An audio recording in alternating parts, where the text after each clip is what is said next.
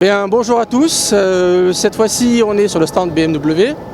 C'est un petit peu particulier, je profite de ce podcast pour à la fois présenter la marque mais aussi m'adresser à un certain nombre de passionnés de BMW à travers le site clubbmw.fr et que vous connaissez peut-être, qui regroupe aujourd'hui un certain nombre de membres. Et on a le plaisir de rencontrer Eric de Rijkmaten pour parler des dernières nouveautés du Salon de Genève. Et puis derrière, on posera une question qui, à mon avis, va intéresser pas mal les passionnés de la marque. La nouveauté BMW ou les nouveautés BMW en ce moment, vous pouvez nous en parler un petit peu ? Absolument, le salon de Genève pour nous est une vitrine extraordinaire et on a choisi ce salon international pour présenter la nouvelle série 5. La série 5, c'est le navire amiral de BMW, vous le savez, et là on a affaire aujourd'hui à une voiture vraiment époustouflante en termes de confort, de sécurité embarquée, d'aide à la conduite, avec une sensation d'être sur un tapis volant quand on est sur cette nouvelle série 5. Certains disent déjà c'est une petite série 7 parce qu'elle a tellement d'agréments et tellement de confort que c'est la voiture de route, la voiture familiale et qui annonce en plus le nouveau style BMW pour les années à venir.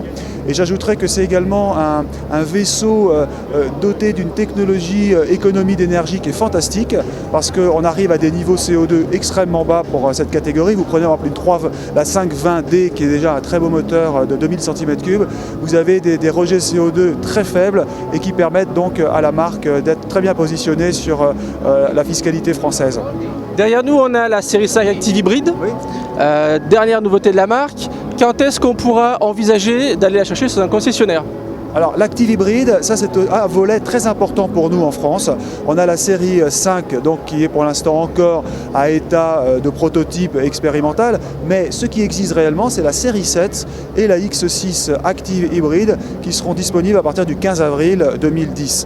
Là c'est vraiment un univers complètement nouveau parce que c'est une technologie qui n'existe pas réellement chez les concurrents, donc il faut l'essayer pour la comprendre. Par exemple la X6, vous savez, c'est une voiture qui est relativement importante en termes de gabarit. Certains estiment que ce sont encore les gros 4x4, mais quand vous avez ce type de voiture qui ne fait plus que 9 litres au 100 et qui a des rejets CO2 extrêmement bas pour sa catégorie et pour bien sûr sa puissance embarquée, là on se dit qu'on est dans un autre univers et n'oublions pas que cette voiture peut rouler à 60 km/h en version électrique grâce à une technologie vraiment super. Et là encore il faut vraiment conduire cette voiture. Alors bien sûr pour le marché français on est bien conscient qu'il n'y a pas une énorme demande, mais il faut penser aux pays comme les États-Unis qui sont habitués à des voitures très puissantes, très consommatrices, les énormes Cadillac Escalade qui font 25 litres au 100.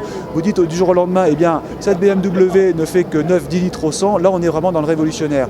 Il y a l'Inde, la Chine, le Brésil, la Russie qui sont très demandeurs de ce type de voiture. Et en même temps, je dirais que pour BMW, ça ouvre la voie de la voiture toujours puissante, dynamique, parce que je sais que vos auditeurs et téléspectateurs et internautes aiment avant tout les voitures dynamiques, athlétiques. Je le dis, BMW reste athlétique.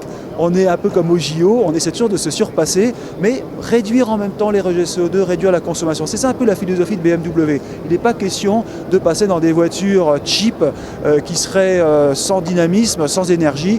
Là, BMW fera toujours des voitures authentiques, prestigieuses et qui ont du ressort, comme on dit. Ok. Merci beaucoup pour cette interview. Peut-être qu'on aura l'occasion de venir voir la présentation. Merci beaucoup.